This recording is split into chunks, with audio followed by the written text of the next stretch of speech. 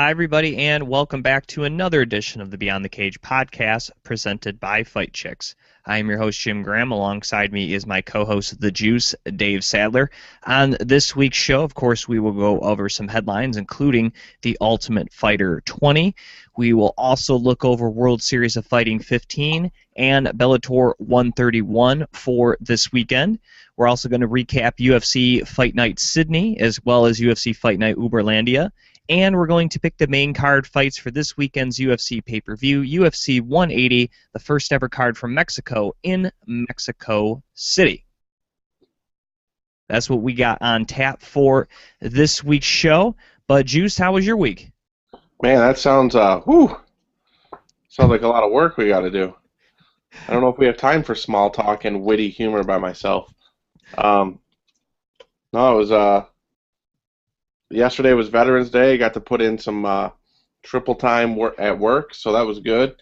Paycheck should reflect well, and yeah, just kind of a relaxing weekend. Not a whole lot going on. Well, things with the show real quick. Of course, if you don't know already, our Facebook page hit 300 likes after we announced our contest to run once we hit 300 likes on last week's show. So if you haven't signed up already, what we're doing for the contest is a counter-move game. And Countermove is a website where you play fantasy MMA. Basically, it gives you a salary of $25,000. I'm using that in air quotes. And you pick your team. Each fighter has different amounts based on whether or not they're a favorite or the underdog for their fight. You pick 5 fighters. Countermove has a series of different stats and categories that if your fighter succeeds in those categories, you get different points on. And that's how you get your points for your fantasy team. And whoever has the most points can win prizes. Of course, the top 4 getting prizes. And as you saw last week, if you didn't see it, go back. Check last week's live show. You'll see first prize, so the top scorer in the counter-move game will get a signed photo and glove from Eddie Wineland. Second prize will get a signed photo from Jamie Varner. Third and fourth prize will get 2 20 packs of UFC Topps mystery cards, which are guaranteed to include at least 1 autograph card and at least 3 relic cards. So those are the prizes. And speaking of contest, we were able to interview some pretty cool people, or about to interview some pretty cool people, and that may play into some future contest in terms of signed photos and stuff. For maybe we'll do one around Christmas and then one for early next year as well. So we got some cool contests on tap. And speaking of interviews, if you haven't checked it out already, and if you're listening to the audio version, of course, you've already heard this interview, but Dave and I got a chance to sit down with Paige Van Zandt about her UFC debut coming up next Saturday at UFC Fight Night Austin.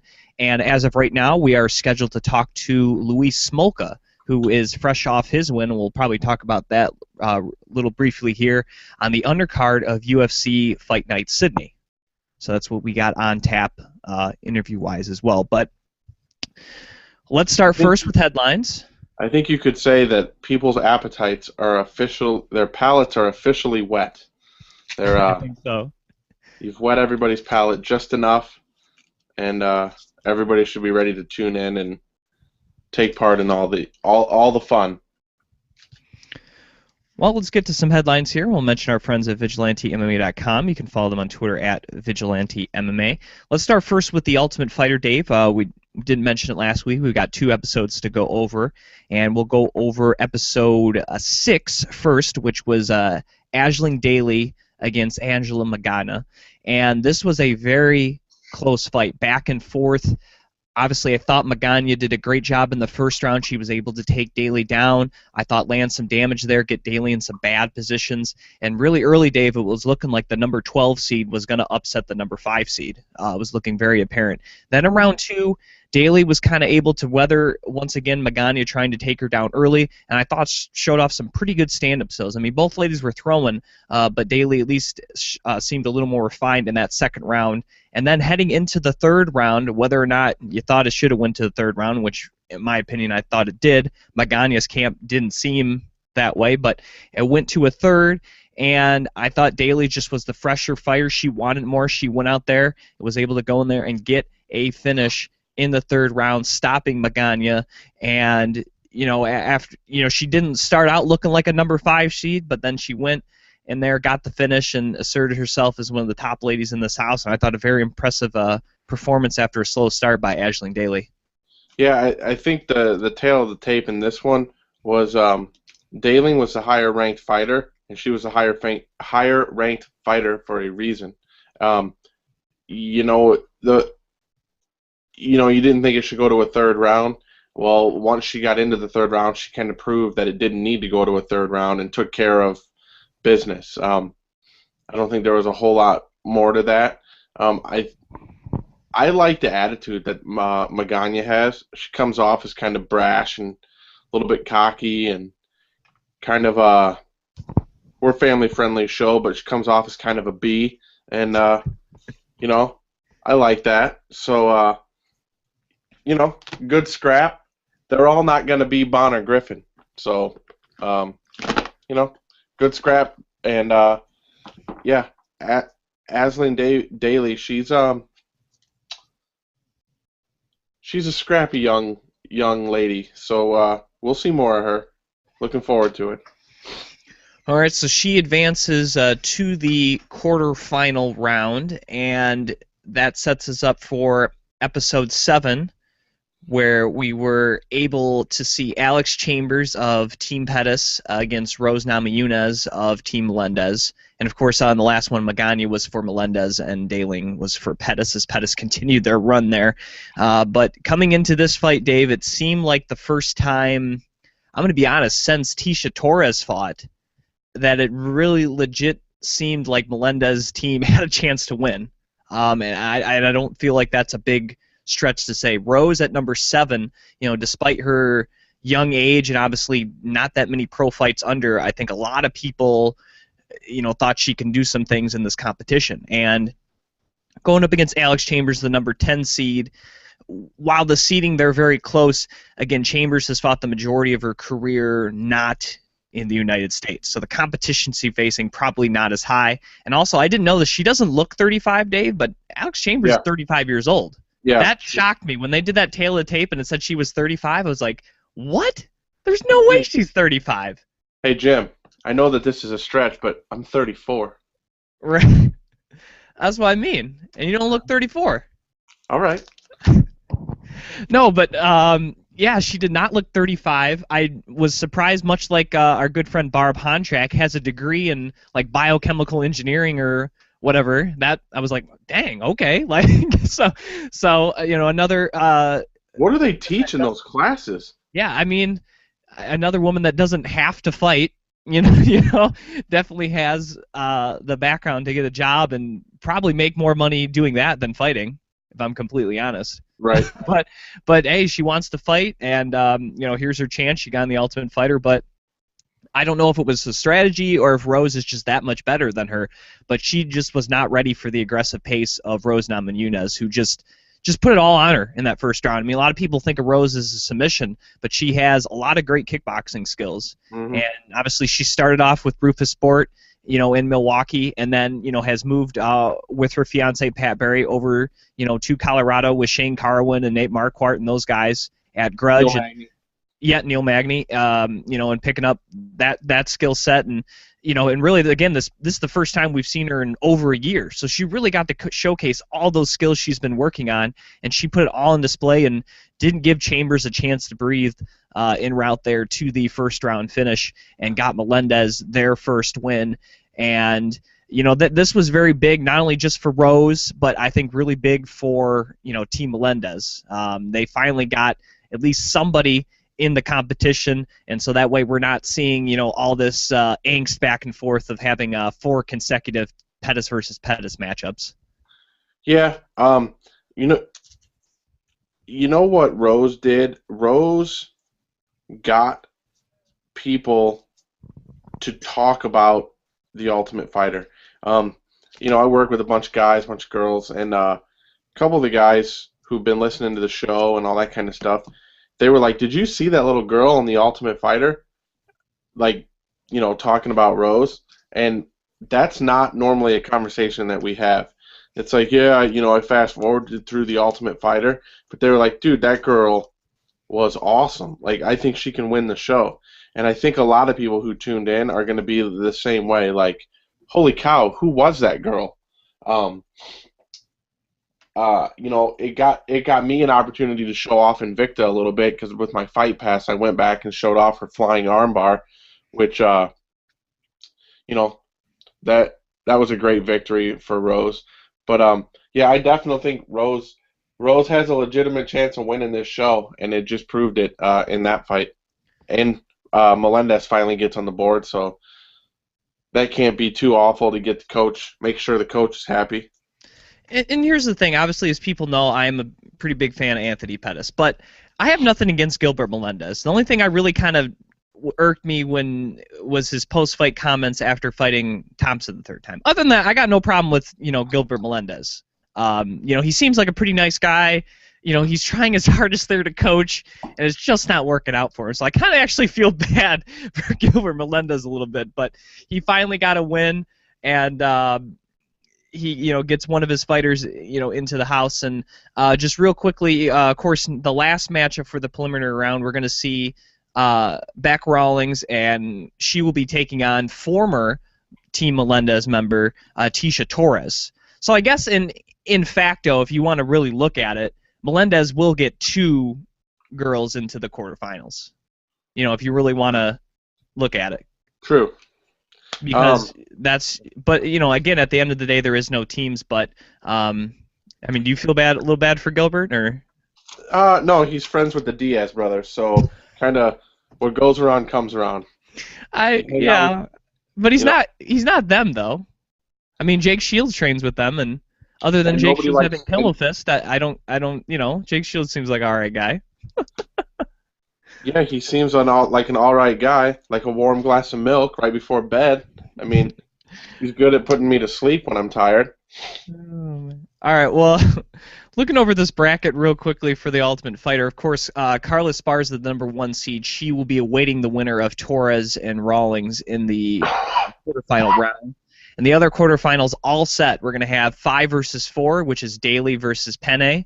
We're going to have 6 versus 14, which is Herrig against Marcos. And then Rose, with her win, she will take on the number 2 seed, Joanne Calderwood.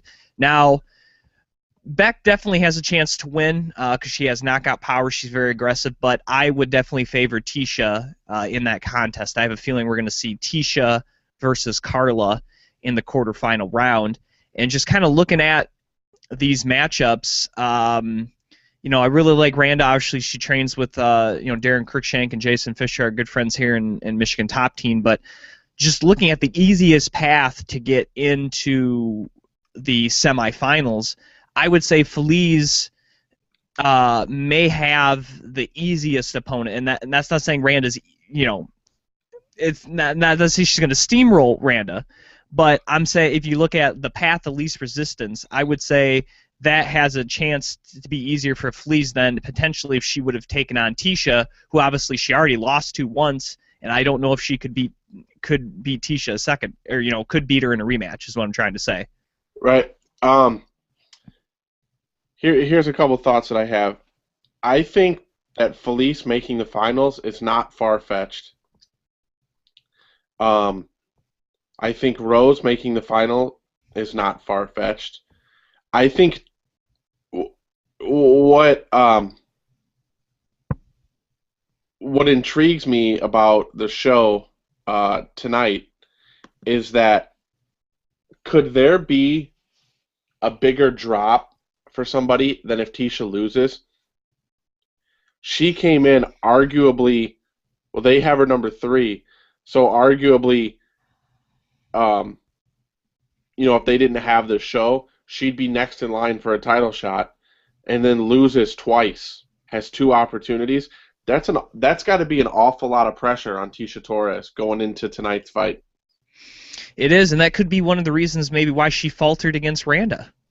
All that pressure of being one of the favorites, being the higher seed, because when you're fighting normally and when you're fighting in Invicta, there is rankings, but it's not, it's not as big a deal. You're at home, you're at training, you're cutting weight, but now you're inside the house. It's not like there's a huge crowd or everything, but I still think there's jitters. You know what I mean? There's still like, this is the Ultimate Fighter. And let's not be mistaken, that was the first fight of the season. So that was the first fight any of these girls did. You Yep. haven't gotten into a rhythm yet. So, Yep. it, Move close. it had the makings of an upset, and Randa, boy, she did a great job, and I think she's definitely going to have a tough fight against Feliz, and I think that's going to be a good fight. But I'm just saying, just looking at the path, Feliz taking on number 14 seed, and let's say Rose beats Joanne Calderwood, then she takes on the number 7 seed. She has and then if say she beats Rose, that means she went to the finals without facing a seed higher than her. At number 6, which would be awfully impressive. You know what I mean? That Oh really yeah. could set up nice for her. But then you look at the other hand, if Tisha does win, Carla, sure, she had to take on the number 16 seed, but then she would have to take on the number 3 seed in the quarterfinals, take on the number 4 or 5 seed in the semifinals, and then obviously probably take on someone no lower than 7 in the finals. Like, Yep. she's gonna, if Carla Esparza ends up winning, she definitely proved that she's the best. There's no Amen. doubt about that. Yep. Yeah. 100%. Yeah. It's a funny thing about a tournament, huh? What one little upset will do for you. All right, let's move on here real quickly. Let's look at World Series of Fighting 15 here, Dave. It will be the same night as UFC 180 and the same night as Bellator 131, and this card will probably get lost in the shuffle here. Yeah, and Real good. it's poor planning by World Series of Fighting. They should have moved it to either the Friday before or the following weekend or something, because honestly, this card could be pretty good. I'm not gonna lie to you. Just looking at some of the top fights, Dave. Jessica Aguilar is going to defend her world title against Calandra Faria. And look, I don't know a lot about Faria, but she has more than like 5 fights on her record, so may actually present a challenge for Aguilar, who so far has not been challenged since moving over to the World Series of Fighting, as Faria is listed at 15-3-1. So that's pretty solid. Then we got Justin Gaethje will take on Melvin Gillard. I believe that's for their lightweight title. That should be excellent. I mean, Justin Gaethje has been incredible since coming into the World Series of Fighting and has obliterated everybody that's stood in his path. And now he takes out Melvin Gillard, who had his very high moments in the UFC, but also had some low moments. But there's one thing that he is not, and that's boring. So he's definitely going to bring the fight to Justin Gaethje. And then in the main event could be boring, but it does have big names, as you have 2 of the more boring middleweights in David Branch and Yushin Okami. So I don't know if they're 2 boring factors, Dave, will cancel each other out, and somehow that equals exciting. Like 2 negatives, a negative plus a negative equals a positive. You know what I mean? I don't know if it's somehow going to... Let's calm down with all that college math, all right? Or what, but... I'm at least excited for Millard and Gaethje, and Aguilar. Again, she hasn't faced the best competition, but she's dominated. She's been exciting in that fashion, and I'm looking forward to her fighting at least someone that seems that can maybe give her a run for her money. Yeah, it's. Do you think the announcer is going to say, "Ladies and gentlemen, this may be the most boring match ever"? But they're exciting fighters, but they're they're good, nice guys. He might. I don't know. He might get fired if he says that. Yeah. No, it's it's going to be a solid card, but it's going to get lost in the shuffle. Who's going to tune into this? There's there's nothing that's got me where I'm like, oh my god, I got to tune in. I've only got so much space on my DVR. It's all on at the exact same time. I can't record it all. And, some people may listen and say, well, that's kind of a, kind of a bad thing to say about a promotion. But, I mean, literally, there's nothing that's going to draw me to it. These top 3 fights are good. But, I'm a little more invested in the UFC. And, I want to see the train wreck that I think Bellator is going to be. And again, the UFC had November 15th booked for quite a while. Oh, yeah. We've had this in the... if your World Series of Fighting, why would you even bother putting it the same night? The only reason that they would do it, in my opinion, is because they know that the free television market, no, that's not even true. I was going to say like the American free TV market is wide open, but Bellator is on the exact same night, so that's not even true. Yeah, now obviously Bellator didn't have theirs earmarked as long as the UFC, but still. I mean, would have anyone criticized them if this event was on the 14th, the Friday before? No, especially diehards would have loved it. And also, last weekend, obviously you had the two UFC events, but one was started late Friday night, the prelims going into early Saturday morning on the East Coast, and then of course you had the one on Saturday. But there was no Bellator event. You could have moved in Friday then. Yep. And also, sure, there was Invicta on the 1st, but you could have easily had your fight on the 1st of November where no one else had a fight. Yep. I don't know. Small decisions that will. It just seems for a promotion that doesn't seem to be making a lot of money, has problems paying fighters, and doesn't seem to be doing the right things all the time. Like you said, this is just little mistakes that I don't know. I'm not saying World Series of Fighting is on its last legs, but Well, they got to do something, because I feel like Bellator is in a position where they're starting to do the right things, Dave. well, here's a small thought that has to go into stuff like this. Who's going to cover World Series of Fighting? If there's a show in Mexico, then there's this huge Bellator show in San Diego. Who's going to cover this show in, where is it? It's in Vegas, isn't it? No, it's in Tampa. Oh, Tampa. Oh, okay. Well then, You yeah. know what I'm That's saying? Like, if you're let's say you're Chuck Grace at MMAinsider.net, right? And you were able to get credentialed to all three of these events. Now the Mexico one would obviously be the hardest, but let's just say he got credentialed. That means Right. he would have to have 3 different reporters. He's based in Canada. From like let's say it's people in Canada like him. Probably he'd be one of them. You have the flight to Mexico City, flight to San Diego, and a flight to Florida. Those are far flights coming from British Columbia. Well, yeah. You know what I mean? I mean- And there's other websites that are in the very same boat. Maybe not based in Canada, but based somewhere far away from those other destinations. Yeah, I mean, yeah, there may be there may be people doing it online, but let's be real. Is that the kind of coverage that you want? Don't you want people in your venue to see how good your live product is? Too many small mistakes, Jim. Too many small mistakes, and at some point it's gonna cost them. All right, well, speaking of the 15th, let's get to the other event on the 15th, and that's Bellator 131. Speaking of names, it has some pretty solid names on this card. We get Mike Richmond against Nam Phan in bantamweight. The winner probably gets a shot at Joe Warren. Then we have Melvin Manhoef comes back on the card after his great victory over Doug Marshall, but his opponent not so great. And this is probably one of the, maybe even a bigger beef than King Mo and his opponent, but we'll get to that in a second. How do you like Melvin Manhoef, Dave, a guy who has fought over 40 times professionally in MMA and probably more if you include kickboxing? His opponent, Joe Schilling, his record, I'm not even kidding you, is 1-3. Makes sense. How is that fight booked? Yeah, makes no idea. Also, as I mentioned, King Mo, I get it. It was an injury replacement. He was probably going to beat Tommy DeBlass anyway. They put in Joe Vedipo, who I'm pretty sure fought at middleweight in his last fight, as I'm not mistaken. I give credit for Joe taking this fight, but yeah, he's going to have a rough night against King Mo. And of course, we have Will Brooks and Michael Chandler, the unofficial main event, and what should be the main event, promoting the interim title.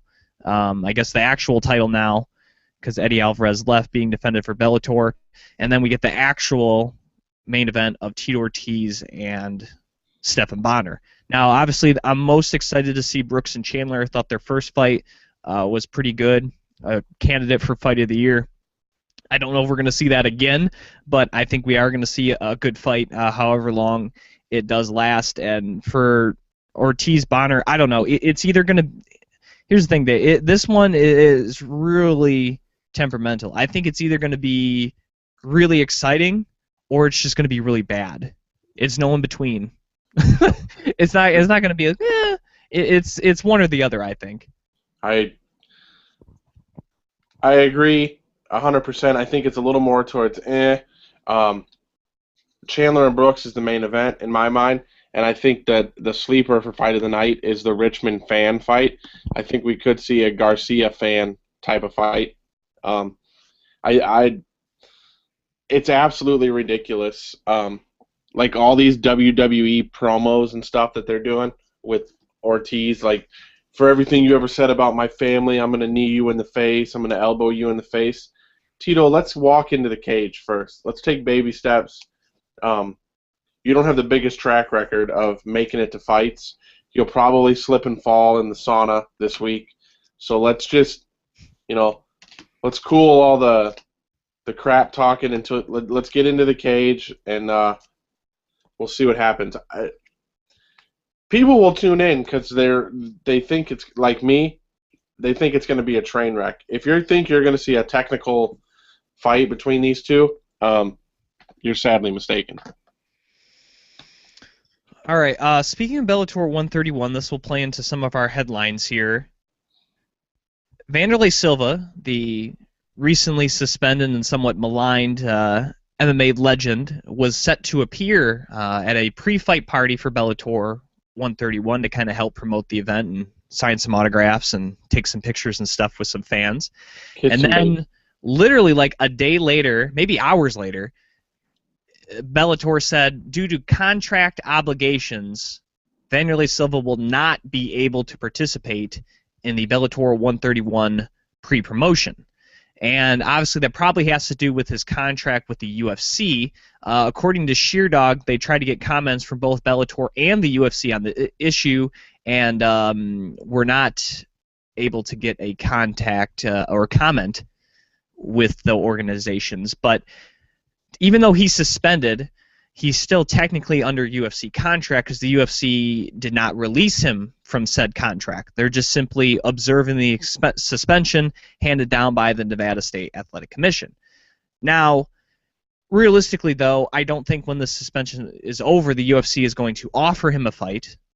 So really, his contract is almost all but voided, right? Yep. I mean, it's almost a certainty that once the suspension's up, he'll be officially released.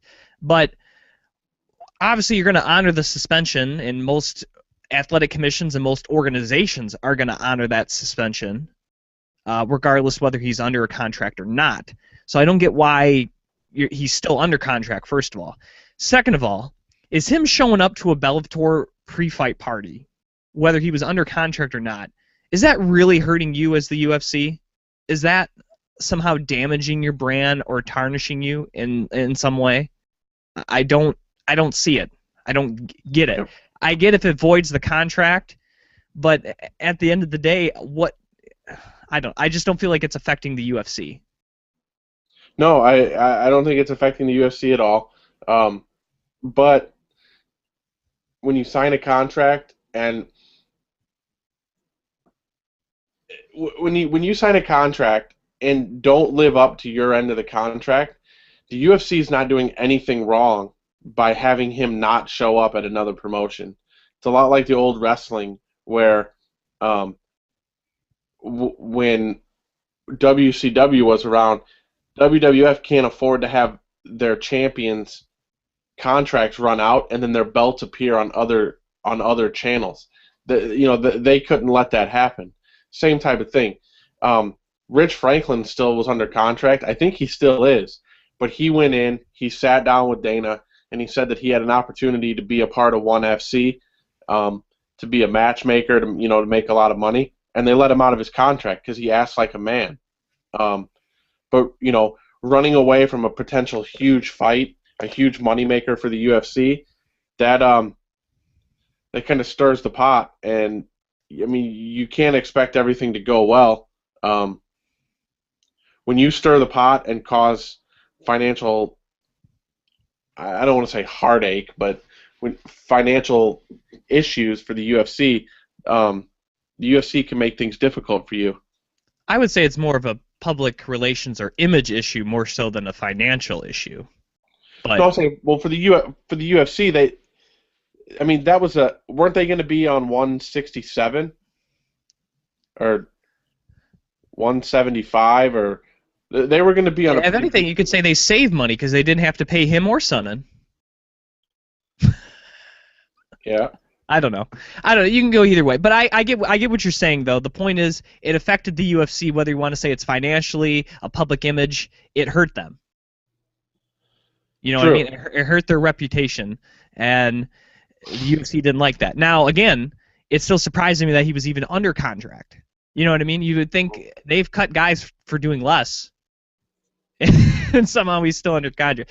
I guess we now, if anything, this whole situation, we found out that Vanderlei Silva, yes, is still in fact employed by the UFC, and they do have every right to nix whether it's a fight or some type of event with another company, and I completely understand that. But at the end of the day, your relationship with this man is strained. You're probably not going to want to do business with him anymore. Why is he still under your contract? You should just move on and let Silva do what he wants to do, which has been the case all along. He just does what he wants now. So, right. Just part ties and he just walks around doing this. Yeah, I mean, if he wants to be at a Bellator pre-fight party, again, sign a few autographs. So be it. This could be I don't know if they're going to actually wait the whole year or if we'll see him be released at some point, but I don't know. Anyways, that'd be awesome. That'd be awesome if they released him like Monday. It would be funny. Maybe that's their big announcement for the 17th. Ooh. No, you know what it is, right? No. You don't know what the announcement is? I don't care. They're announcing next year's schedule. Oh The boy. whole schedule. Okay. All right. Speaking of Vanderlei Silva, we talked about Chael Sonnen in that same breath. Well, Chael Sonnen's got a new gig after tested positive for performance-enhancing drugs a couple of months back. He was effectively not only released from the UFC, but released from his gig as a MMA analyst and commentator for Fox Sports. Now he has just signed, I believe it is a 6-fight coverage deal with ESPN to go alongside their already analyst Gilbert Melendez to cover the next 6 fights, including this fight here this weekend, UFC 180. And Chael Sonnen had a great quote. He's like the worldwide leader in sports and ESPN are finally joining forces. I thought that was a great line. But Chael Sonnen is nothing but entertaining. He knows the sport. He knows how to convey it on a camera in a live television setting. And I never got why his transgressions, as a fighter affected him as an analyst. I never thought he should have been released from that position. I get why he was released as a fighter from the organization, but I don't think he should have been released by Fox Sports. And to me, Fox Sports' loss is ESPN's gain. I'm not going to say ESPN's ratings are going to go through the roof because they have Chael Sonnen, but I think that's a great move by ESPN. He's a great commentator, and I look forward to seeing his snippets there on ESPN.com and on SportsCenter. Yep. That's pretty well said. That's a big. I think it's a big catch for ESPN.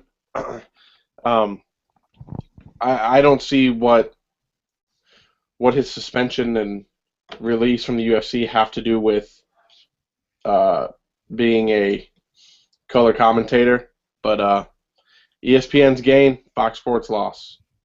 And have you noticed that Fox Sports has had trouble finding, a nice set of fighters now that Chael Sonnen's gone? They've rotated through a lot of different individuals. Oh yeah. I mean, they've kind of settled on Daniel Cormier here, and I like Cormier, but man, Chael Sonnen was nice to hear on those it almost, Dave, would make me sit there and watch the whole thing in between fights when they had to do filler time. Almost. Which is saying a lot for me, because I normally just skip over everything but the fights. So, real quickly before we head into the UFC fight nights here, breaking down, they just announced UFC on Fox 14, and unfortunately for you, Dave, it will not be a January Fox card in Chicago, but instead it will still be in a cold place, and that's Stockholm, Sweden.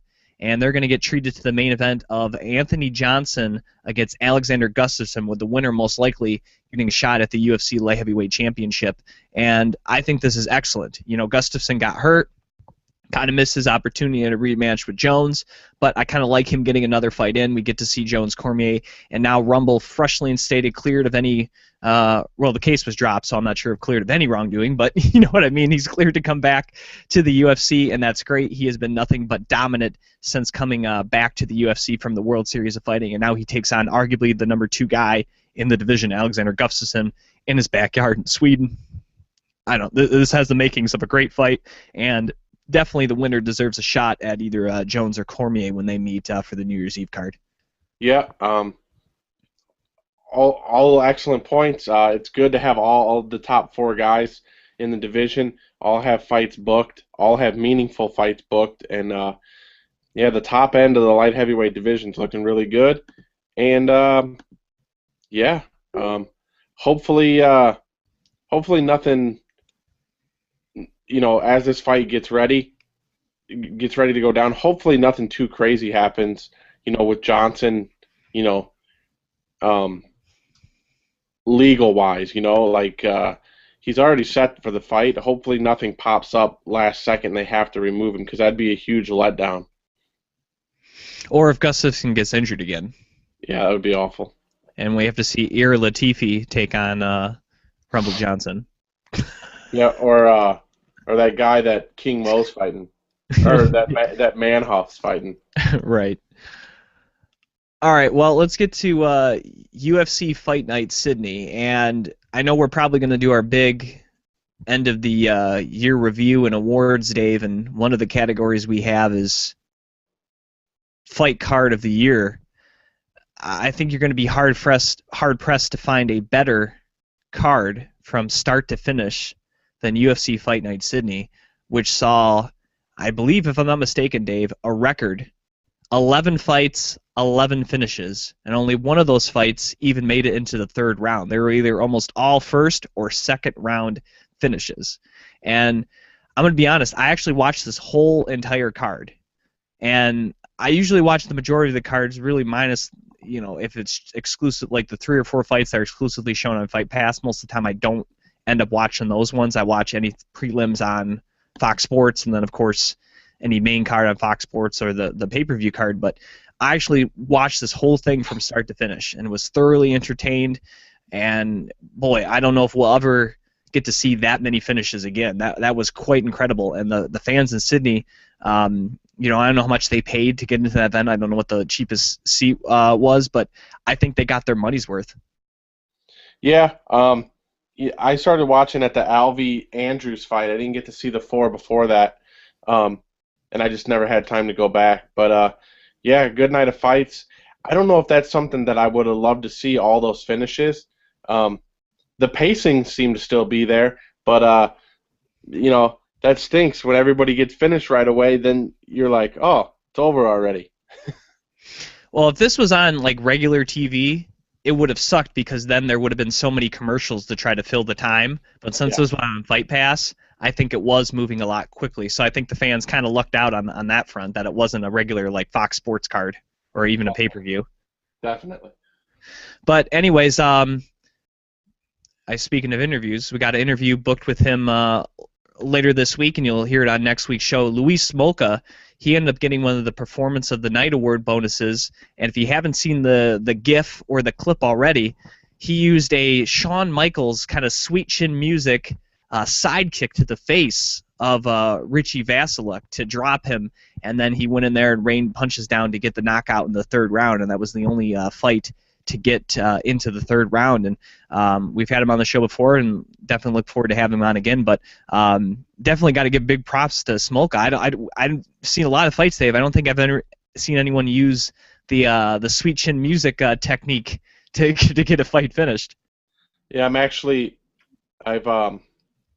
I've minimized the screen so I can't see you. I'm actually looking for the GIF as we speak. And actually, someone told me, a buddy of mine told me that they have a GIF with audio, and they add legendary WWE announcer Jr. Jim Ross commentary about doing a Shawn Michaels Sweet Chin Music to Luis Smolka doing that to Richie Vasilek. Huh. So we're gonna have to ask him that question when we get him on if he's seen that GIF of JR commentating his kick. So that should be fun. If anybody finds it, tweet it at me, because I don't. I see the kick, but I don't see the JR. I'll have to find it. I was just heard it's out there, but also another former interview guest here on Beyond the Cage, Sam Alvey, finally got his first win in the UFC as he knocked out Dylan Andrews. So great job, Sam. And unfortunately, Luke Zackridge, who we had on the show just prior to the fight, unfortunately he lost getting submitted in the first round by Daniel Kelly. But yeah. Heading into the main card, Dave, it started off at heavyweight with Soul Paleli against Walt Harris. This one was very close. In the first round, I thought Harris was getting the better too. It just seemed like Paleli was kind of in slow motion. It didn't really seem like he seemed a little lethargic. It didn't really seem like the same aggressive Hulk we have seen in other UFC fights. And I thought Walt Harris was kind of picking him apart a bit, showing off his kickboxing skills. And then in round number 2, what, in my opinion, the Hulk is the best at is being on top. And in the second round, he was finally able to land a takedown and be on top and land damage, as noted by the striking, Dave, as he outstruck Harris 38-12 in that round and eventually was able to get an onslaught of punches on top where he's the best and got the finish at the 4:49 marker in the second round. And, you know, after a slow start by the Hulk, he was able to, you know, kind of go back to his roots, go back to, you know, what works best for him, being on top and just dominating guys with his size and, you know, punching power. And that's what he was able to do to Walt Harris in this one. Yeah, you know, I think Soul Paleli, like, you kind of took the words out of my mouth when you said slow start. Definitely had a slow start in that fight. But then once he kind of got, you know, kind of accustomed to where he was, you know, he just went to work and was able to take care of Walt Harris. But he didn't start out fresh at all. And then, you know, I think his, what's the word I'm looking for here? His, trying to talk about his longevity, his, what do you call that? Man. Veteran of the sport. Yeah, yeah. I mean, he's been around for so long, and then, you know, I guess you can't be on all the time. You know, right when you get into the cage, you can't be on. But since he's been around for so long, once he got in there, he was, you know, got comfortable and got to work and got to finish.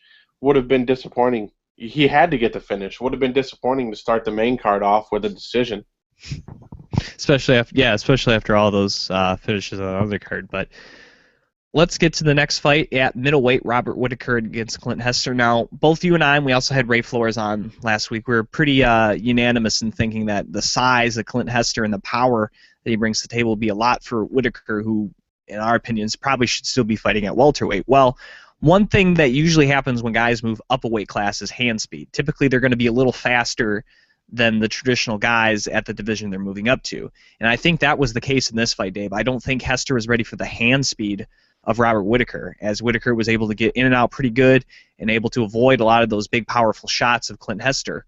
Also add in the fact that Hester's not really a wrestler. So you would think, oh, you know, he can just take him down. Well, you know, normally that works, but Hester, that's not really his MO. His MO is to stand and throw. You know, that's what he's the best at.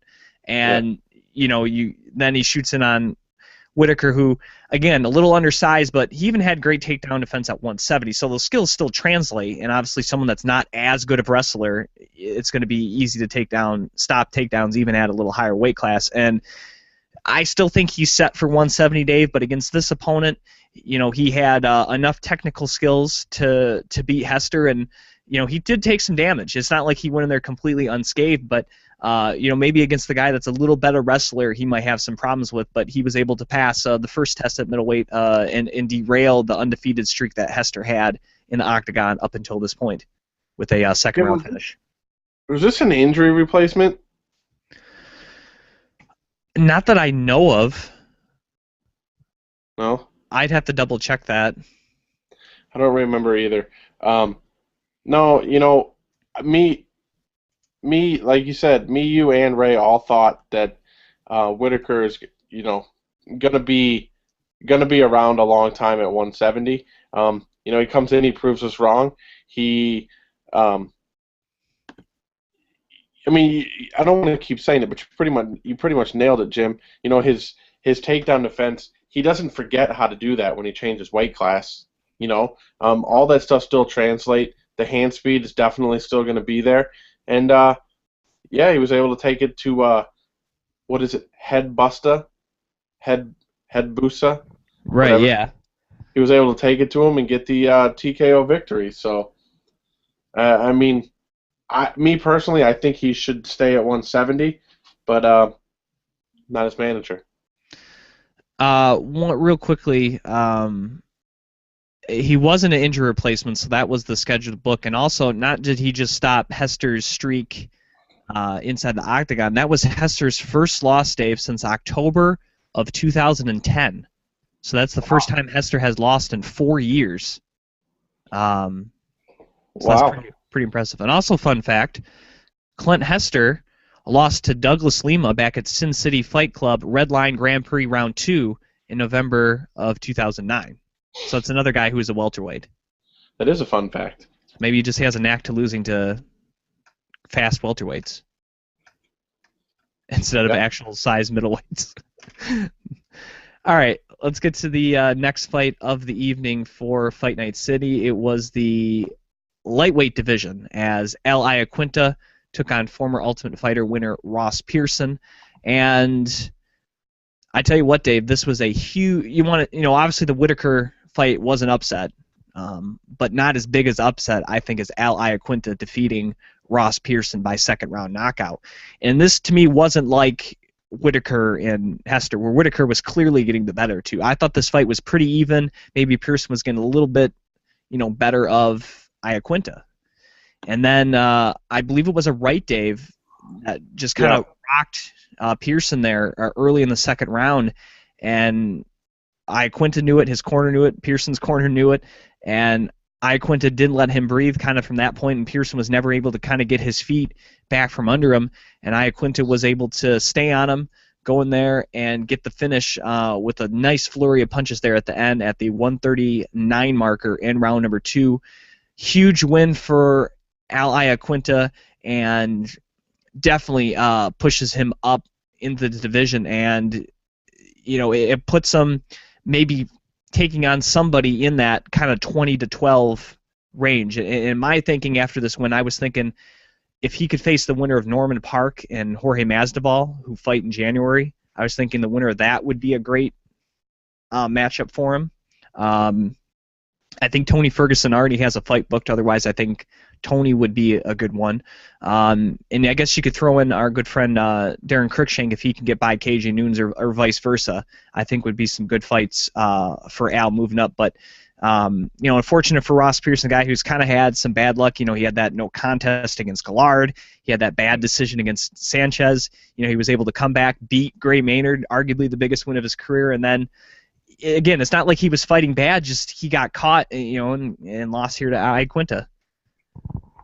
Yeah, Iaquinta. Would you say that he is a more technical striker? Is that fair? Yeah, I would say. Yeah, I mean, this was somewhat out of the norm. He does have some power, but I mean, correct me if I'm wrong. I think Ross Pearson has only been finished one time in his whole UFC tenure. I believe so. I mean, this is not a guy who gets finished easily. It goes to show you, and we're going to talk about the main event in Uberlandia and some of these other places where the UFC is no longer the throw the huge punch and land the knockout. We're getting lots of guys who shouldn't be winning fights. I used air quotes. The big underdogs, like take Dillashaw against Barao, for example. He was moving out of the way and throwing punches and hitting them, being more technical, maybe not as strong, but just more technical. I mean, I've never been punched in the jaw, but it doesn't seem to matter. If you get punched with a little bit of force or a lot of force, as long as it hits the right spot, you're going to go down. And, it just seems like technical guys like Iaquinta,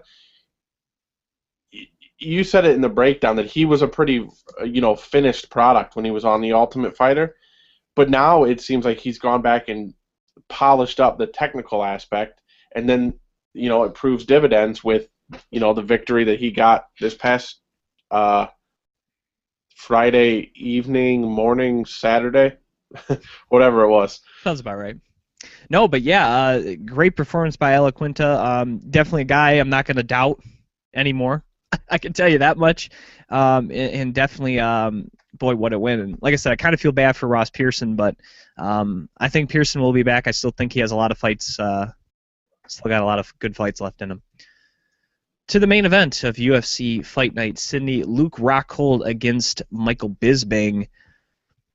I think, Dave, in this fight, Bisping was definitely a little busier, but it just seemed that normally a guy who's able to move in and out very, very good. That's kind of his MO, not MMO, not a massive multi-online player game. He had trouble with the reach of Luke Rockhold.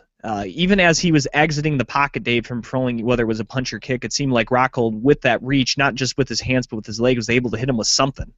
Yep. And I think that was starting to kind of bother Michael Bisping. I don't think he had faced a guy like that before.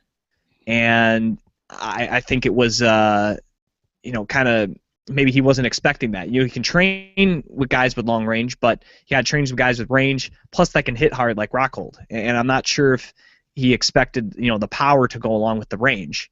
And I think he felt that very early on. And that's not to say Bisping didn't get good shots, but I thought Rockhold was getting the much cleaner shots of the two. And then, in the second round, Rockhold was able to snap up one of his nice head kicks there. It just kind of grazed Bisping. I wouldn't say it got completely head or was completely flush, but it did enough to send Bisping down to the canvas.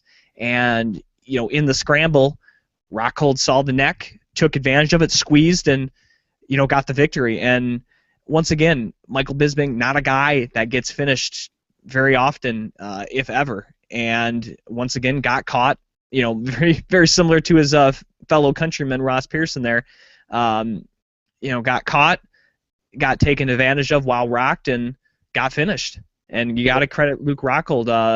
After getting kind of blitzkrieg there by Vitor Belfort, he's rebounded very nicely, Dave, with 3 straight victories, all first-round finishes.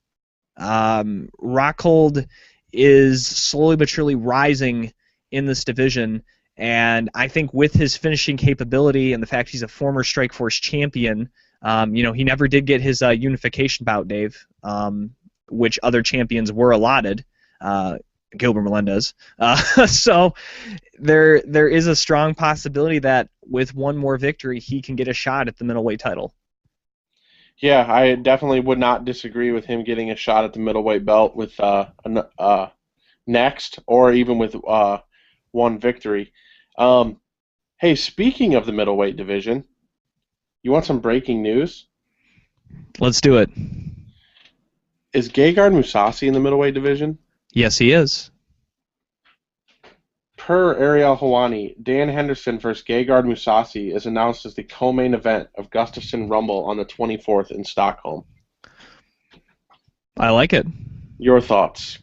I like it. You got 2 former Strikeforce light heavyweight champions against each other, both coming off of losses. Both need a win. Both are exciting. What's not to like? I just got some water delivered. How excited am I? Almost as good as that news you just delivered. All right, but now I can speak. But no, that's awesome. That's a great co-main event there for that event. But yeah, Luke Rockhold, he kind of mentioned, he'll fight Jacare again. With Weidman and Vitor going down in February, obviously the short finish. I like Jacare Rockhold too for the next #1 contender. Yep. I think that's the fight to book, and I think honestly, Dave, that's a main event on a Fox card or a Fox Sports card. I think it can be. Yeah, I think it could be. Now they have that Valentine's Day event, Dave, in Colorado. They have not announced a main event for yet. Hmm. Hmm. I don't know. Could be on that. We'll see. All right. Fight Night Sydney. Let's move off of that and let's get to Fight Night Uberlandia Yes. from Brazil. 5 fights were shown on the main card. Of course, before we even got to the main card, Dave, there was news that Uncle Creepy, surprise, surprise, something happened to him. He got sick, couldn't fight, so his fight against John Lineker got scrapped. Instead, they moved up Diego Lima versus Jorge Oliveira to the main card, which I have no problems with. I think that's, Lima coming off the Ultimate Fighter, and though he's technically a U.S. citizen, lives in Atlanta, originally from Brazil, I think that was a solid guy to move up there. But, speaking of interview guests, let's continue on the theme. Tim Gorman, he didn't win. We interviewed him before the fight, but he had a great fight against Almeida and was able to get a performance of the night, fight night bonus, and will be back in the UFC for another fight. So he didn't win, but he got an extra, I believe, $50,000 in his pocket. So that kind of takes down the pain of a loss a little bit. Yes. And Tim, honestly, Tim on Facebook and Twitter, he seemed pretty positive. He's like, I lost, I got to work on some things, but it was a great fight, and he's like, I'll be back. So he seemed positive in defeat, and just talking with him, he seemed like a really upbeat and fun guy, and I don't think a loss, whether it was a good loss or a bad loss, I don't think it was going to keep him down. No, a fun guy is a very good way of putting it. He doesn't seem to take very much. He takes his training very seriously, but outside of that, he'll mess with the haters on Twitter and Facebook and stuff. So he's a cool guy by me. All right, well, let's get to the main event fights, the main card fights, I should say. First fight in the strawweight division, Julian Lima against Nina Anzarov. Not a very exciting fight, Dave. Lima definitely looked a lot better at 130 or 115 than she did at 135. So I think good for her that the UFC has a class that fits her frame a lot better. Anzarov, she was never really able to mount a lot of offense. It always seemed like it was Lima pushing the pace there. Even though Lima was only credited with 1 takedown, she did have a lot of time on top and did outstrike Anzarov 65-53, and it just seemed like Anzarov did nothing to assert her will in this fight, and the judges went with Lima here via unanimous decision, all judges scoring at 29-28. Yeah, nothing too exciting, nothing to call your friends and tell them to tune into. I don't know if that's jitters or what that is, but yeah, Lima gets the victory, and just going to have to wait for that tournament to end and see where she stacks up after that. All right, in the next fight of the evening in the welterweight division, as we mentioned, Diego Lima, former Ultimate Fighter runner-up, took on Jorge Oliveira. And Oliveira, they said that he normally fights at 155 and moved up for this one. And you could just tell Lima's fought some middleweight in his career. In fact, in the Ultimate Fighter that he lost, he was in the middleweight division. But David did kind of look like a middleweight against a lightweight. You know what I mean? You could tell there was a clear size advantage for Lima. And a lot of people, when they hear Diego Lima, they think about his brother Douglas Lima. So they think devastating lane kicks, very fast and explosive stand-up guy. But in this fight, he got clipped early, probably lost that first round. Against Oliveira, who I think showed he was a very game opponent. But, I think going back to his corner, they realized, hey, you're the bigger guy. You got to bully this guy, get him on the ground, and pound him that way. Don't give him a chance to kind of knock you out with a looping hook or something. Right. And I think he took that to consideration as he landed 6 of 8 in the takedowns. And how do you like outstriking your opponent 116-62? That's domination right there. And Lima was able to get the victory 30-27 on all 3 cards, and really besides that first round, made it look pretty easy. Yeah, Diego the Bully Lima. Think we can get that to work? That might work, because that's what he looked like in this fight. solid performance. Yet again, not something that you really, wasn't overly exciting. Kind of goes back to Tough 19. Wasn't, oh my God, hey, come here, let me show you this Diego Lima fight. But, Diego Lima did what he had to do. I would say the first round, a slow starting first round. But, the sign of a good fighter is when you can go to your corner tells you, hey, idiot, you're losing, do this. To go out there and to implement what they tell you on the fly like that and to get a victory, that's good. Being able to be coached is a big deal. And just real quick, this is a side thing. Obviously, I know he's under contract with Bellator, but if Diego Lima can find a little success in the UFC, that's got to bode well for Douglas Lima getting in the UFC, right? I would hope so. And that's not to say, Douglas Lima should leave Bellator this minute, but you and I are both fans of Douglas Lima, and it would be excellent to see him in the UFC at some point. I completely agree. I love guys that use leg kicks, and I would love to see him come in and see if he can dominate in the same fashion that he's doing right now. I'd be 100% on board.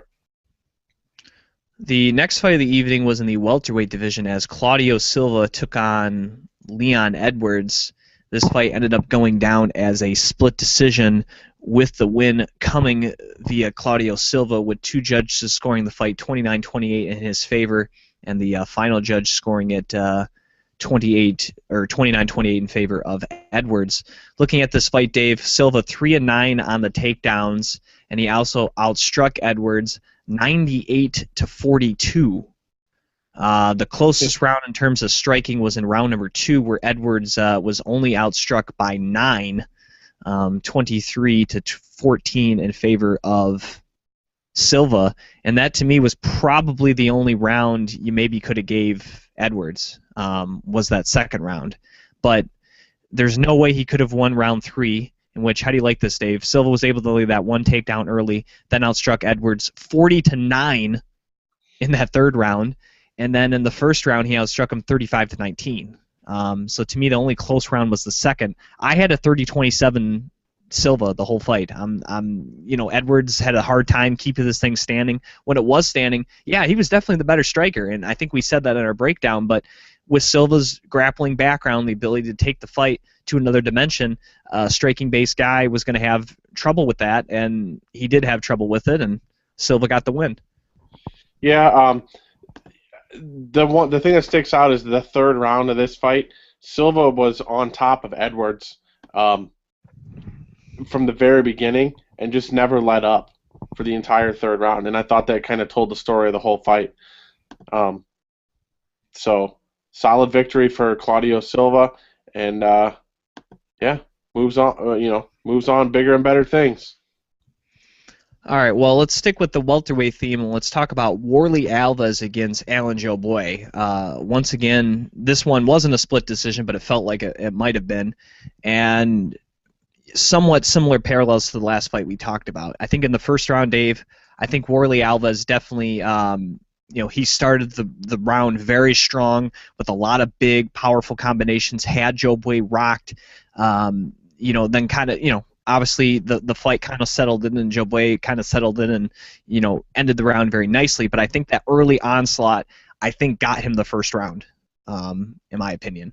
Then in round 2, we saw Joboy, calm down, get that, settle into his rhythm, use his punches with his kicks, use his little more technical skills, and I thought he definitely won round 2 as he outstruck Alves 27-14. And then in round number 3, I think Alves was starting to tire a little bit. Those punches and kicks were starting to wear a lot more, and I thought Joboy just dominated the third round, and it proves by the numbers as he outstruck Alves 47-18 in that final frame. And in my mind, I thought he did enough to get the victory 29-28, but the decision was handed down unanimous 30-27 for Alves. And I'm sorry, 29-28 for Alves. So that means that I think most people would say Joe Boy probably lost that first round. The next 2 rounds, especially that third, there's no way you can give the third to Alves. The second round was close, but I think that was Joe Boy. Is it a complete screw job? Is it the worst decision I've ever seen in my life? No, it's probably not the worst decision I've seen in my life. Joe Boy probably should have got the victory, but again, close fight. You don't know which way they're going. I'm not saying it should happen, Dave, but I'm not too shocked that happened either. Yeah. Hold on. That was for the judging. You know what's fascinating about a fight like this when you watch it? Me and you can differ on opinions. Like, oh, I thought Joe Buen won. Oh, you thought he did. He lost. Whatever. There are 3 people who are in charge of watching this fight and judging it. How do all 3 of them? What are the chances that all 3 of them looked for the exact same stuff in this, in that round, in the second round there, and they all saw the exact same thing? Like, normally you'll get a guy like 29-28, 29-28, and then 30-27. What are the chances that all 3 of them scored it the exact same in what I consider the wrong fashion, and not for Joe Buen? It's just. That's what's crazy. As many mistakes as there are, these 3 guys actually were watching the fight, and they all went in the complete opposite direction. Is it the biggest screw job ever? No. Is it, next week, is anybody going to care? No, probably not. But, hey, at least they were unanimous. I try to give them a little bit of credit. Yeah, don't get me wrong. Alves was 1-1 on his takedown. He did stay on top for a little bit. He did. There's no question about that. But when you look at the damage aspect, he did not do as much damage, and he didn't do as much with the takedown. So that means all 3 of the judges thought that takedown that he landed and spent the minute and a half on top, doing no damage, weighed more than Joe Boy outstriking him, 2-1. Correct. And when you have global domination, stuff like this is going to happen. Well, let's get to the main event of the evening. Ovince St. Preux against Mauricio Shogun Hua. And, of course, St. Preux was an injury replacement, but he was scheduled to fight on this card, so just a change of opponent, not so much a change of date or, coming out of nowhere for this fight. But this was a fight, Dave, where we thought Shogun and his aggressive nature may, a little more technical, may kind of get to, the more raw and unpolished Ovince St. Preux. Well, Shogun did what he normally does. He went out there, guns a-blazing. He came right after OSP. But, while kind of going out that flurry, kind of left this hand down a little bit, and boom, a nice hook over the top there from OSP sends Shogun crashing to the canvas. Few more punches on the ground, and this thing was wrapped up pretty nicely in 34 seconds as the crowd went dead silent in Uberlandia as OSP was celebrating around. And this was a case of Shogun maybe getting a little too enthusiastic, left himself open. Ovince, that's what his power shots are, not straight punches down the middle. They're looping powerful hooks. And if you have and he has a big range too. You give him that, type of open area with your face, where he can throw a power hook, at kind of a distance that suits his great range. He had the makings of a knockout, and that's what we saw in Uberlandia. And OSP quickly, rebounds after a, kind of a disappointing loss against Ryan Bader back in September. Your intro for that fight took 1 minute and 28 seconds, which is like 3 times as long as the fight. OSP, that goes back to the technical aspect I was talking about with Iaquinta. He was able to sidestep Shogun, throw, what was a right, I think. I mean, a very technical punch. I don't know if it was the the most heavy-handed punch ever thrown, but it hit Shogun right where it needed to. Dropped Shogun, then Shogun ate all those unanswered punches. I mean, it's one of those things. Is OSP technically a better fighter than Shogun? I would say probably not, but at this moment right now, he used his technique to his full advantage and was able to stun the Uberlandia faithful. Yeah, like I said, he used his skill set, which is throwing nice, powerful hooks at range. I mean, it's set up perfectly for him. He couldn't have asked for a better situation. In the process, Dave, we get two things real quickly to kind of sum up this event. One, OSP calls out Anthony Perosh. Interesting move there. Perosh accepts. So I guess sometime next year we're going to see Perosh OSP. Okay, so we got that. Two, Shogun has considered dropping down to middleweight, something probably should have done probably after losing to John Jones, to be quite honest with you, Dave. In the process, Tim Kennedy has told Shogun not to drop down to 185. We're sharks down here, and we'll eat you alive. What do you think about all that post-fight stuff? The Perosh fight I could care less about. That's ridiculous. That's also right in the moment after you just stunned a legend.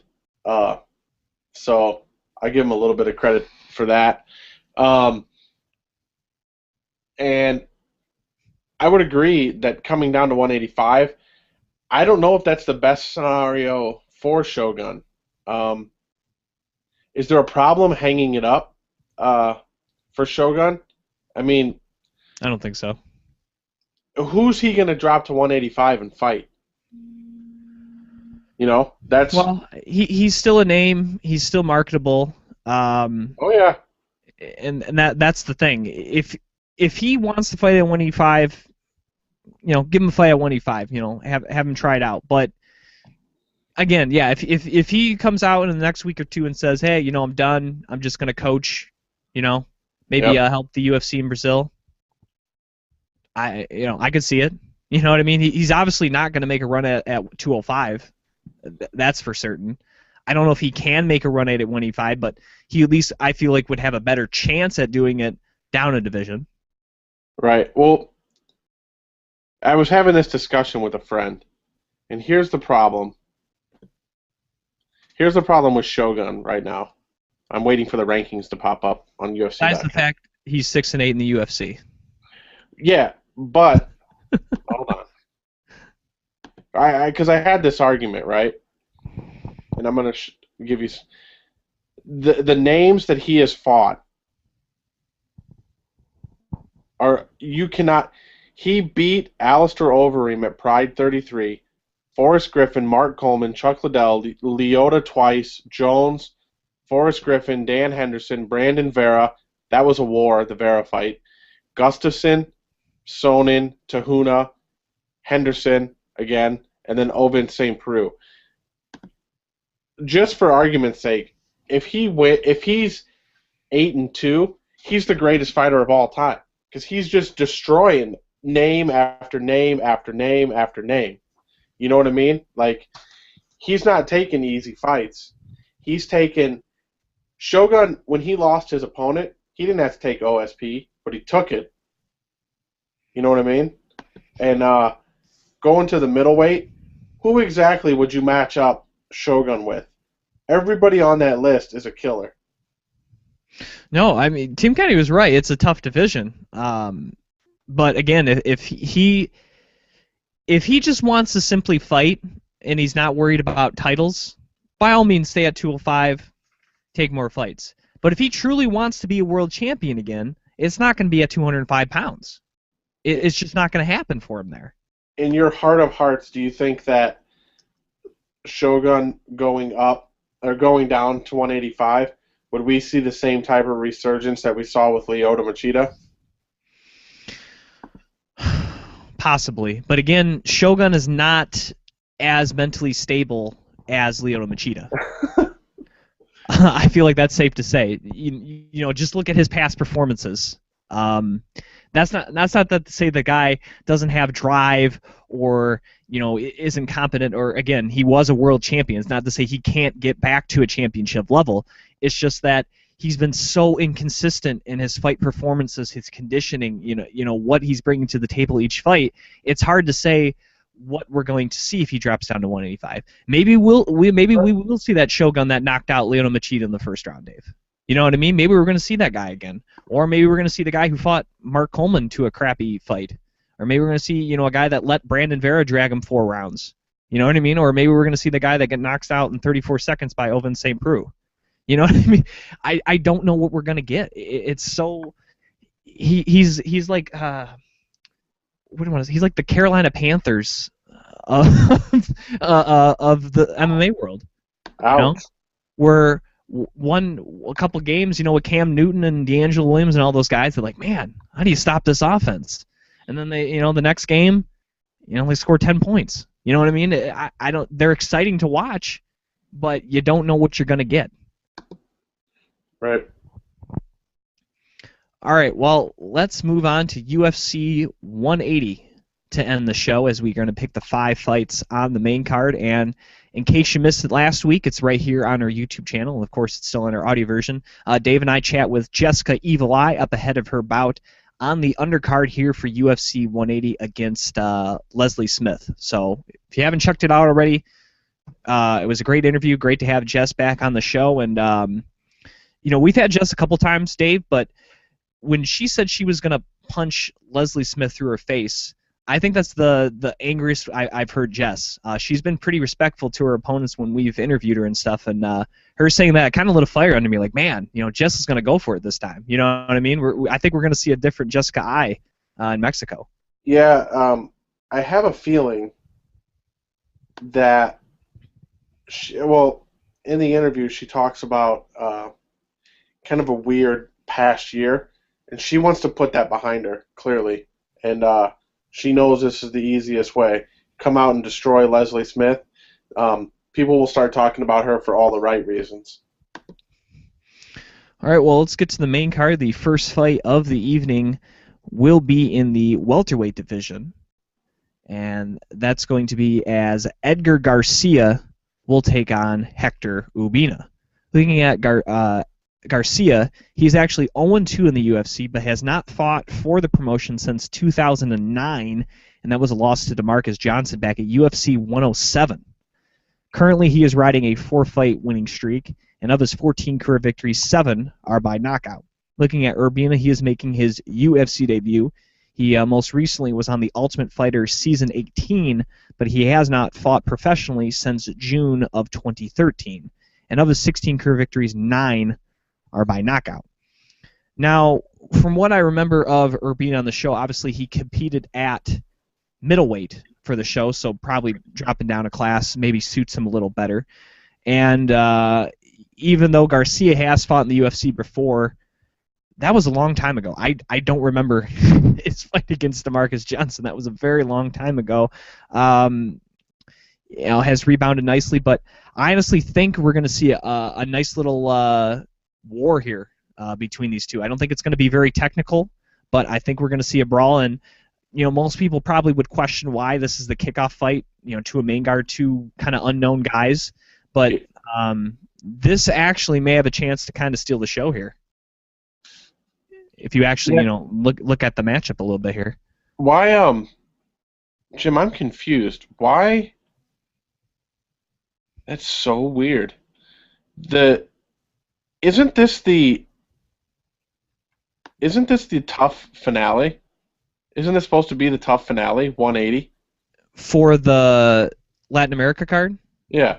Yes, those will be the two contract fights for that will be on the undercard with the Jessica Eye fight, at least according to the UFC website. They just announced because they had to wait for the show to complete or whatever there on the Fight Pass. Right. Just announced the additional 3 fights with some of the cast members. Yeah. Well, I'm gonna have to take your word on the. I don't remember Garcia very much at all. Urbina, looking back at Tough 18, I kind of remember the guy being on the show. But yeah, I'm going to take your complete word for it. If you say this is one I should tune in for at the beginning, gosh darn it, Jim, I'm going to tune in at the beginning and make sure I watch it. I was looking at the tough guys. I thought the tough guys would be the first 2 fights. Yeah, they're putting them on the Fox Sports 1. I think that's the Yair Rodriguez and Leonardo Morales. And then we also have Alejandro Perez against Jose Cuenos. Yeah, I thought that the Garcia Urbina sounded like it could work, but then when I saw Montado and Heatherly, I was like, those don't sound Latin American. Yeah.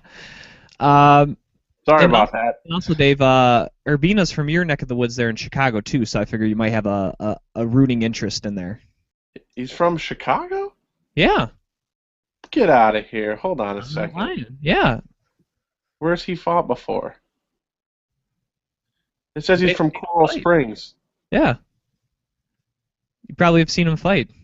It says he's from Coral Springs, Florida. It said he spent some time in Chicago. Maybe I got my information. Are you on the UFC website? I am. Okay. Sheerdog had it listed as Chicago, Illinois, so maybe he's now training in Florida. Oh, well. Well, let's move on, because I'm going to make a disaster of this if we continue to talk about it. All right, well, let's get to the next fight of the evening in the welterweight division, as Augusto Montano will take on Chris the Stump Heatherly. I picked that guy. Montano will be making his UFC debut. He's overall riding a 4-fight winning streak, 13-1 in his career. Of those 13 career victories, 8 are by knockout. Looking at Heatherly, he is 0-1 in the UFC, and he has the fortunate distinction as being the only man in UFC history to be finished by an omoplata at the hands of Ben Saunders at the Fight Night in Tulsa, and 4 of his 8 career victories are by submission. So obviously Heatherly wants to erase, being known as the guy who got omoplated here against Montano, and to me this is more interesting putting on the main card than the last one. A guy making his debut against a guy who got omoplated. I don't very interesting. But here it is on the main card here for Mexico City. I don't know what we're going to get, to be quite honest. I expect Heatherly maybe tries to get this thing to the ground. It seems like Montano is a very accomplished striker, has a lot of power, but I honestly don't know. Other than him getting omoplated, I really don't have a lot of technical knowledge on Heatherly, and obviously I've never seen Montano fight, so this one's a complete wild card. I'm going to go with the Stump on this one for sure. I think he's got, he got omoplated, and that doesn't mean a whole lot to me. I mean, hey, you're in the UFC, it happens, I guess. Somebody had to be the first. But, he's going to want to come out and he's going to want to erase that. So, I don't know much about Augusto either. But curious booking to put it on the main card of a, heavyweight title fight. But nonetheless, this one will probably deliver. The next fight of the evening will be in the featherweight division, as the bully Ricardo Lamas will take on Dennis the Menace Bermudez. Looking at Lamas, 5-1 in the UFC. His last fight was a victory over Hakron Diaz at Fight Night San Antonio. 7 of his 14 career wins are by decision. Looking at Dennis Bermudez, 7-1 in the UFC. His last fight was a victory over Clay Guida at Fox 12. Currently riding a 7-fight winning streak, and also 7 of his 14 career victories are by decision. These guys, Dave, very, very similar. I just read Bermudez 7-1 in the UFC, Lamas 5-1. Both have half of their career victories by decision, and both are exactly 14-3. And I think Lamas is slightly older, but not by much. Very similar guys. The only difference, I think Bermudez may be a little more exciting. Despite the 7 decisions, Bermudez has racked up quite a few, of the night and performance bonus awards. And also the one difference being Lamas has gotten his shot at the title, Bermudez hasn't. But very similar guys meet here in Mexico City, and both have great wrestling backgrounds. Both are known for getting the fight to the ground, being on top, and doing damage. But I think with the wrestling, I think that may kind of cancel each other out, and it will turn up into a stand-up fight. I will say Bermudez is the faster, and stronger of the two in terms of punching, but I would say Lamas is probably a little more technical and maybe a little more refined on the feet. I think he showed pretty good kickboxing and combination skills in his last fight against Hakron Diaz. And I think it's going to be who's going to kind of be able to oppose their will. Will Lamas be able to use his footwork, his head movement, get in and out, or is Bermudez going to be able to counter that with his speed and explosiveness and land some of those big, powerful, not just hands, but knees as well? Is he going to be able to get in there and actually do damage against Lamas, which, to be honest, even Jose Aldo, I don't think no one's really ever hurt Ricardo Lamas. And, can Bermudez do that? And I think we're going to see a good fight. The winner, I think if Bermudez wins, I think he gets a title shot. I think eight victories in a row in this division is hard to deny. Lamas may be still one away, but definitely puts him one step closer to getting another shot at the title. Hey, I found the first error ever on the UFC's page. And that is? Ricardo Lamas is number 4. Dennis Bermudez is number 7. But if you go to UFC.com and look at the matchup, it's not listed as ranked fighters. Maybe an omission more so than an error. But where you at, UFC? Where you at? Maybe they just hired Bellator's. Well, the next two have numbers next to them. Anyway, one thing I think that the key in this fight is that you mentioned it. Lamas has had his title shot. The biggest fight that Dennis Bermudez has had is against Clay Guida. Not that that's not a big fight, but Lamas has had the lights on him. He's had the big lights on him. This isn't anything. He's trying to get back to where he believes he needs to be. You know what I mean? He went 5 rounds with one of the top guys in the world. Pretty sure, did he go 5 rounds once in... No, I thought he did in WEC. No, but I mean, we'll see. Dennis Bermudez is on a roll, like you said, but as the lights get brighter, and the competition gets bigger and better, and there's a lot more on the line with the victory here. So what's Dennis Bermudez going to do? How's he going to react? This is the moment of a lifetime right here. What happens? Does he freeze? Do we see the normal Dennis Bermudez? What happens? Those are things I'm going to look forward to.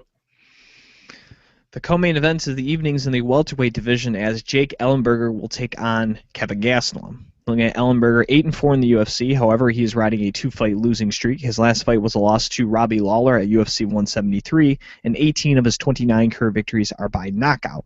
Looking at Kelvin Gastelum, 4-0 in the UFC, undefeated in his career at 9-0. His last fight was a victory over Nico Muski at Fight Night San Antonio. And of his 9 career victories, he has 6 finishes with 3 knockouts and 3 submissions. Now, so far, Gastelum has passed all the tests entering the UFC. I mean, he was an underdog. He beats Uriah Faber. He takes on a very tough Rick Story. Great fight. Was able to get that. He has 2 other fights that he's able to finish very easily. And now he's taking on Jake Ellenberger, his first top 10 opponent. And, Rick Story is obviously just outside the top 10, but this is a Jake Ellenberger who desperately needs a win. Not only has he lost his last 2 fights, Dave, but he has looked awful in his last 2 fights. And one of the reasons he has looked bad is because we haven't seen that same aggressive Jake Ellenberger that's willing to go in there and stand and trade with his opponent. We've seen a more kind of reserved Ellenberger, guy that's been not able to land some power punches, had not been able to land takedowns, and has in fact looked inept in the cage. Now, granted, he's taking on guys currently ranked, I want to say 2 and 3, or I guess if you're the UFC's rankings, I guess you'd be 1 and 2 because they don't put the champion there. But our rankings, I believe we have him sitting 2 and 3 or 2 and 4 in Lawler and McDonald.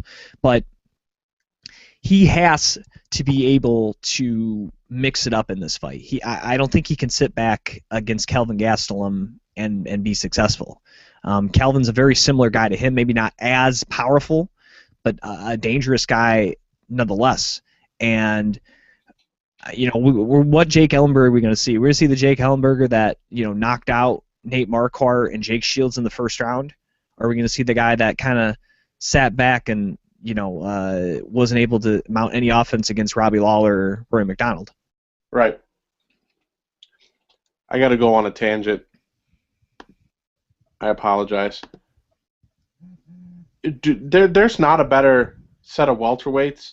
Kelvin Gastelum is the 11th ranked welterweight in the world. Is that right? That seems awfully high. Again, he hasn't beat. This is the best guy he's fought. He beat Uriah Hall, Brian Melancon, Rick Story, Nico Musoki, and he missed weight for the Nico fight. Is Nico even in the UFC? I think he still is, but I mean, again, it's not anybody near the top 20. This guy's the 11th, so he's just outside of the top 10. There's nobody in the top 10. One guy that's maybe top 15. I don't get that. Yeah, that's well, this is one of those fights where you can only beat who they put in front of you, I guess, is one way of putting it. And he's done that. But if he beats Jake Ellenberger, he's deserving of being number 11. I can at least say that. Well, if he's 11 right now and he beats 7 in Ellenberger, they're going to move him to like 7. They are, but you and I know that that's not the case. Who in the top 7 in the welterweight division can he get out of the first round with? I don't think he's beating Matt Brown. No. But to your point, Jim, this is all about Jake Ellenberger. Which one's going to show up? That's what I think. Whichever one shows up will determine how this fight's going to roll. Let's get to the main event of the evening for the UFC Interim Heavyweight Championship as Fabricio Verdum takes on Mark Hunt. Looking at Mark Hunt, 5-2-1 in the UFC. His last fight was a victory over Roy Nelson at the Fight Night in Japan. 7 of his 10 career victories are by knockout. Looking at Verdum, 6-2 in the UFC, overall riding a 4-fight winning streak. His last fight was a victory over Travis Brown at Fox 11, and 9 of his 18 career victories are by submission. If Hunt can end this thing in the first round, his only chance of winning. If this thing goes longer, no way he can beat Fabricio Verdum. Nope. The question is, can he get inside on Verdum? Verdum is a very tall, lengthy, and since coming back to the UFC, Dave, has had tremendous Muay Thai striking. He beat up Roy Nelson.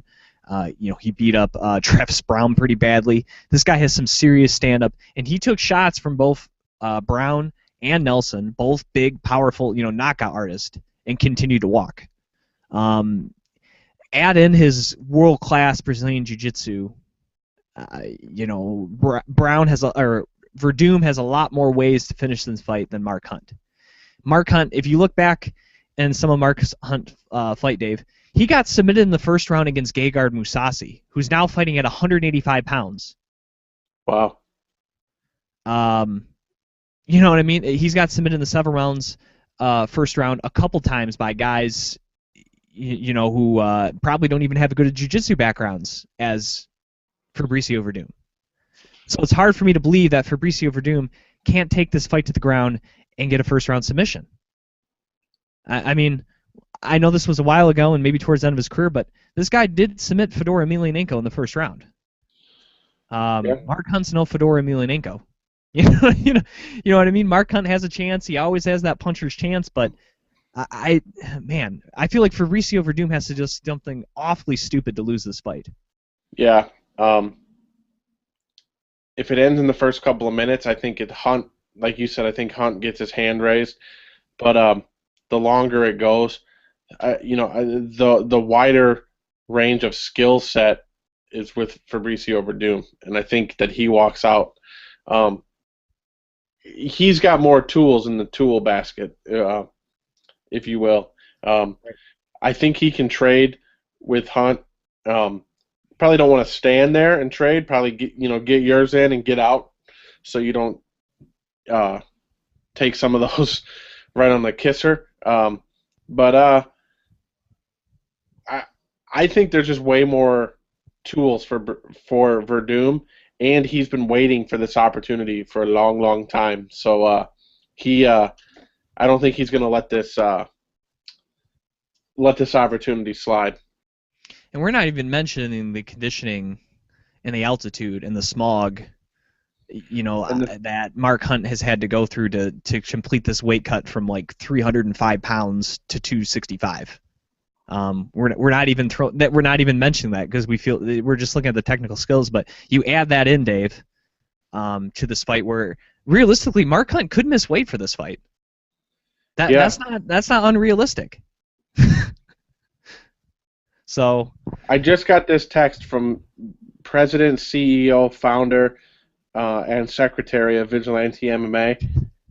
Steve says, Verdum, if Hunt hasn't KO'd him within 2 minutes, he'll be gassed beyond belief.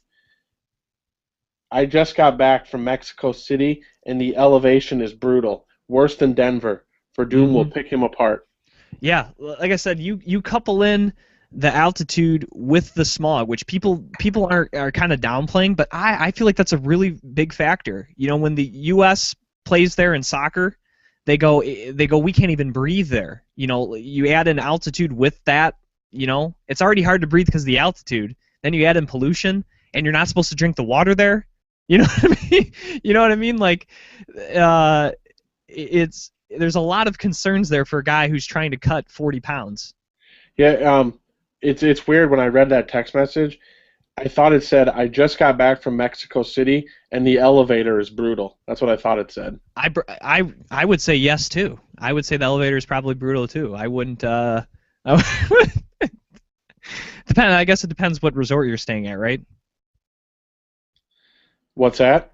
I guess it depends on like the resort. If you're staying on the resort, it's okay, but if you're staying at your local hacienda, maybe not so much.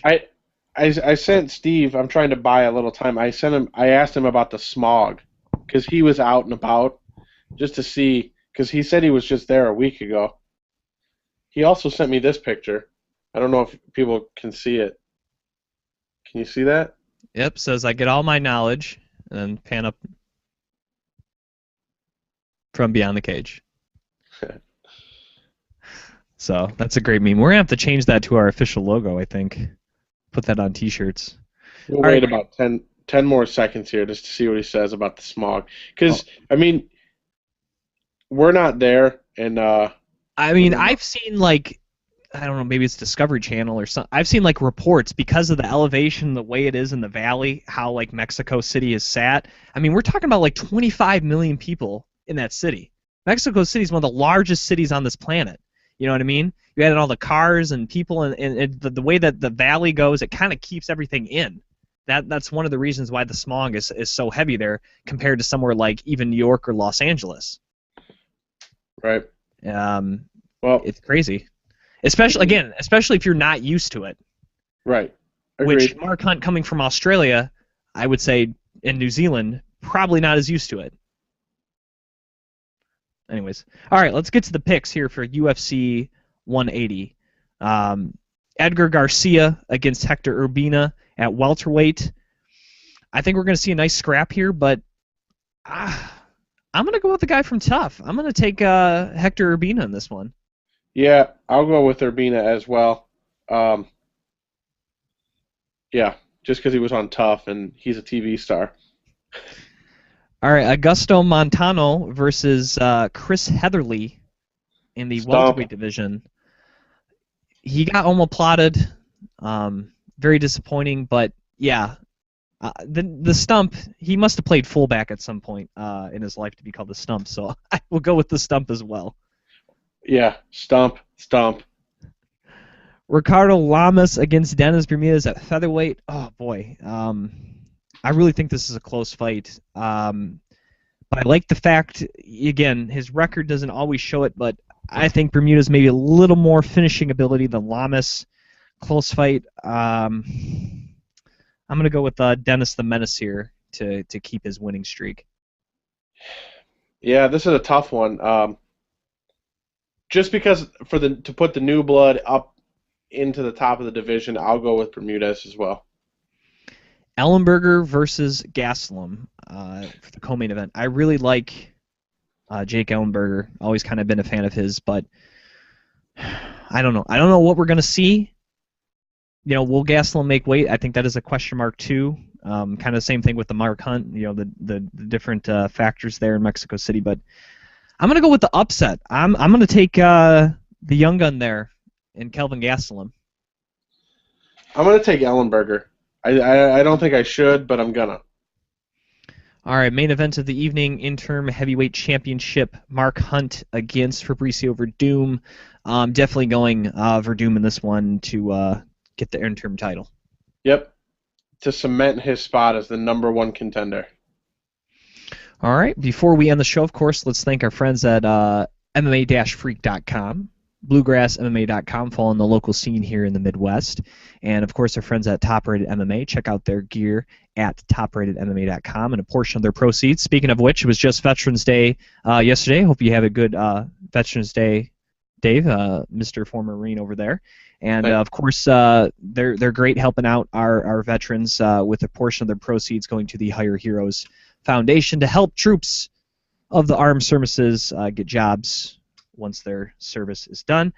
And of course, AJ Hiller at MMASignaturesUSA.com, our great friend, getting all the best MMA signed gear. If you missed it, he got a whole bunch of stuff with Felice Herrig. So if you're looking for some Felice items, he just got a whole bunch. So definitely check out his website. If you're looking, we had Joe Riggs on the show. While he was there, he had Joe Riggs sign a whole bunch of stuff. So if you're looking for some Diesel Riggs stuff, he got a whole bunch in.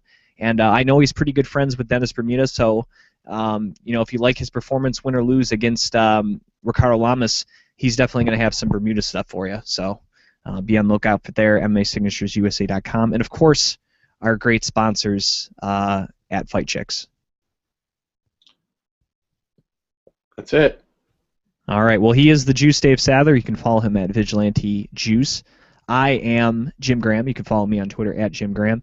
And last reminder, you have until Saturday, I think around 6 p.m. Eastern, to sign up for our counter move game. The link is on our Facebook page, where the top 4 winners have a chance to win a prize from Beyond the Cage. So if you haven't signed up already, you got a few more days to sign up and try to win some cool prizes from Dave and myself. So for the Juice, I am Jim Graham. Thanks for listening to another edition of the Beyond the Cage podcast, presented by Fight Chicks. See ya. Bye.